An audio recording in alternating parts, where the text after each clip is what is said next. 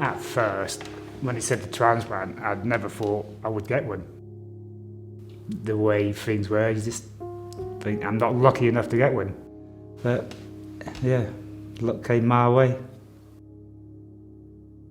After the transplant, it was coming up to the year when I had the transplant, and I thought, time to write a letter to the donor's family, because my first anniversary was their first anniversary, and I just felt that I had to write to them and thank them. And even from day one, I had this feeling we'd meet up someday. Just knew it. Yeah. And I'll never forget this day of meeting them. Tim sent us a letter about a year after the organ donation, and we're really happy to receive that, really happy to know that he was, well, and it was just marvellous. Sad, but marvellous, that Kitt's heart was going on in Tim. To see that he's happy, well, enjoying his life with his family, and they're all so happy for him, aren't they? It's lovely. Just to see them all together, which they may not have had that. I had some funny feelings about it earlier on, but I'm so glad that we've met him and his family. So glad. It was very, very difficult for the rest of the family, losing Kitt, Austin, his dad, Jai, his brother, and Jackie, his stepmum. So it's been nice for them to meet him as well. And I think they're glad they've met him. Same as me, We're really glad.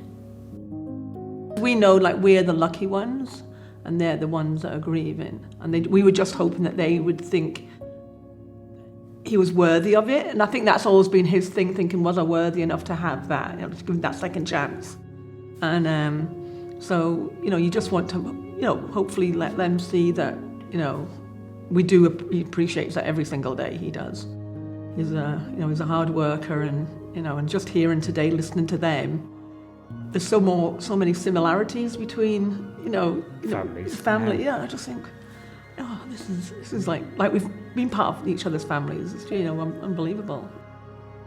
When you hear about transplants, it's been on for years, you never know what to expect.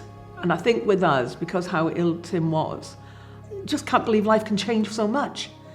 Just that, you're just thinking, if you're just not so ill, we can get through the rest of our lives. But within 6 months, he was like, I'm going to go back to work. I think, what? Really? I'm on top of the roof, fixing my chimney. Yeah, just for seeing someone so ill, like how ill he was. We've got lots of friends who've seen it, but people that haven't seen it would be amazed.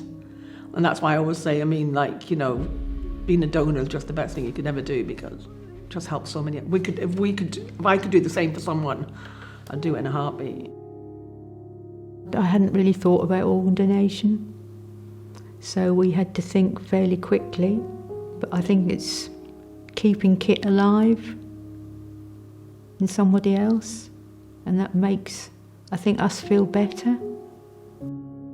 I think really, if you can help someone else, that's something that's happened, what else is there? We were given the opportunity to hear Tim's heart, and it was marvellous, to hear Kitt's heart inside Tim, just fantastic. Yeah, that was lovely. Upsetting, but lovely. Very emotional, and I'm glad she's listened. And I know they didn't want to stop listening, but it's something else that was, yep. Yeah. Everyone's at ease now. Listening to the heartbeat, that's make them happy. Mm-hmm.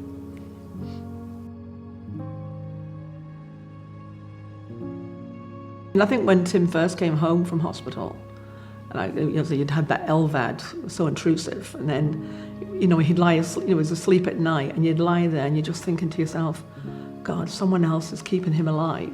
That's all used to go through my head. I thought, God, I pray and thank whoever this is, for giving him that chance. It was, you do still think about it, constantly. No day goes by I don't think about family and Yeah. We're so proud of Kitt that he's donated, organs, and he's got the certificate from the Order of St John, which we were so proud about. When we got the letter, it's just marvellous to think that he's done that for people